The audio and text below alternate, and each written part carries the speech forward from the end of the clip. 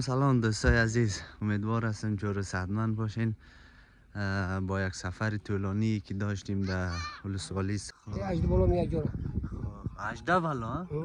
اونی چرا اجده بالا میگن دست؟ همونطور میگن مردم. نام است؟ گنده؟ چی یک نامایی؟ اجده بالا گنده. نمی خانه های سوم و نبودن او و نبودن آن تن قصابی سیفی بله ما. شما حاضرین با چنین جایی با چنین امکاناتی که دارن؟ سلام دوستای عزیز، امیدوار هستم جور و صحتمند باشین و دور از گزند روزگار. امروز آمدیم به ولایت سرپل، ولسوالی صیاد، قریه رضوان قل. اینی قسمت که میبینین داخل همین کوههای خاکی تو خانگاه‌ها میکنن به نام سوم و در اونجا زندگی میکنن. قریه رو میبینین.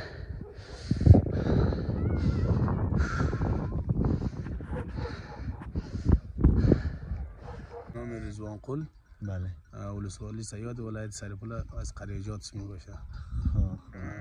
رضوان قل گفتیم. بله.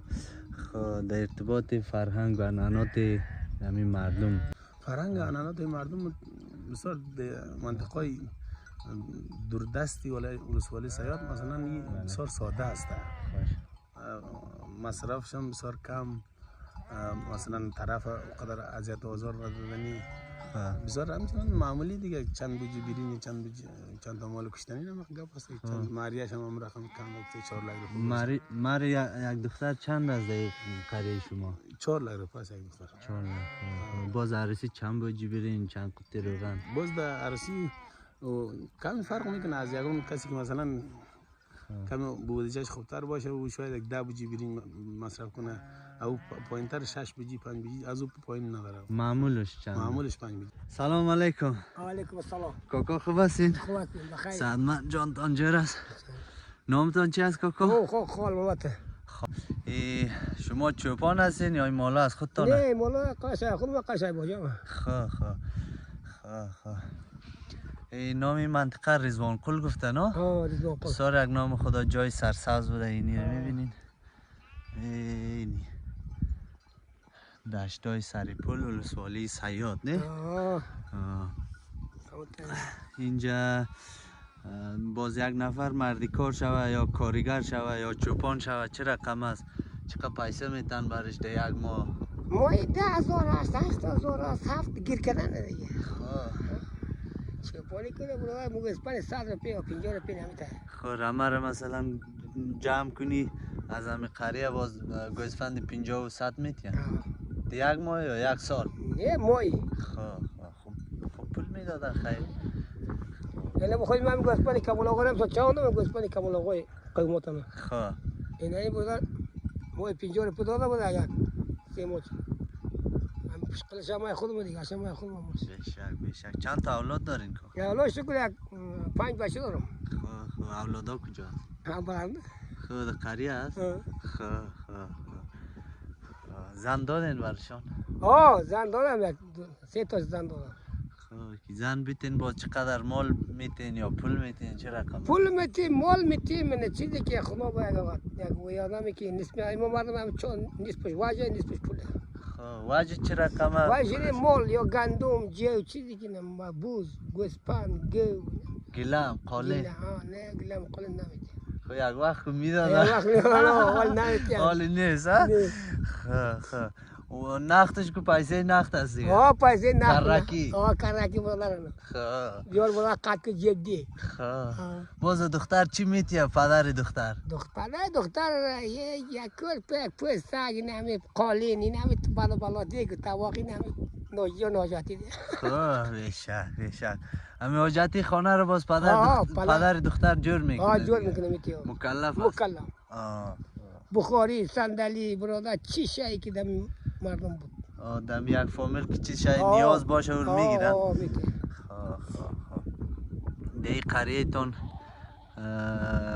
تون چی از نه سوم میگه نه آسون سوم ده سوم اینجا کلش سوم است دیگه های نه سوم است کدام مسجد هم دارین اینجا آه خواه.